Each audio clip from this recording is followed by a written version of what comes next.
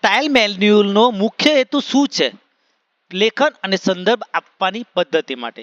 એપીએ style મુખ્યત્વે કયા ક્ષેત્રમાં પ્રચલિત છે? સમાજશાસ્ત્ર.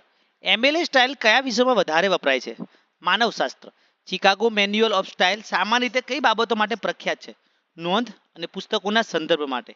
આઈ સ્ટાઇલ સામાન્ય રીતે કયા વિષયોમાં વપરાય છે? ઇજનેરી અને ટેકનોલોજી. હાર્વર્ડ રેફરન્સિંગ સ્ટાઇલમાં મુખ્યત્વે શું વપરાય છે? લેખક તારીખ પદ્ધતિ.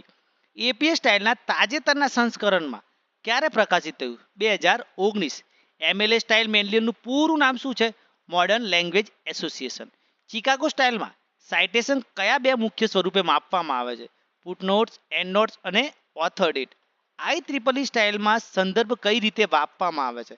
સંખ્યાત્મક ક્રમમાં. વેન્કોવર સ્ટાઇલ સામાન્ય રીતે કયા ક્ષેત્રમાં પ્રચલિત છે? ચિકિત્સા અને સ્વાસ્થ્ય વિજ્ઞાન. એપીએ સ્ટાઇલમાં રેફરન્સ લિસ્ટ કયા ક્રમમાં ગોઠવાય છે? લેખકના ઉપનામના વર્ણાનુક્રમે. એમએલએ સ્ટાઇલમાં ઇન ટેક્સ્ટ સાઇટેશન કઈ રીતે આપવામાં આવે છે? લેખકનું નામ અને પાના નંબરથી.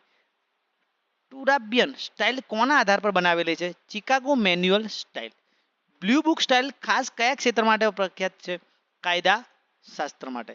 એપીએ સ્ટાઇલમાં રનિંગ હેડ શું દર્શાવે છે? સંશોધનનો હેડિંગ પૃષ્ઠ પર.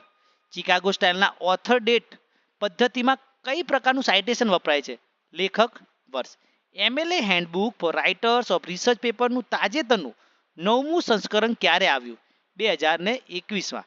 એપીએ સ્ટાઇલ રેફરન્સ લિસ્ટમાં ઇટાલિક કયા તત્વ માટે છે? પુસ્તક કે જર્નલના નામ માટે. આઈ સ્ટાઇલમાં રેફરન્સ ક્યાં મુકાય છે? લેખના અંતે. હાર્વર્ડ સ્ટાઇલમાં રેફરન્સ લિસ્ટને બીજું શું કહેવામાં આવે છે? બિબ્લોગ્રાફી. એપીએ સ્ટાઇલમાં ઇનટેક્સ સાઇટેશનનું સાચું સ્વરૂપ છે? લેખકનું નામ તથા વર્ષ.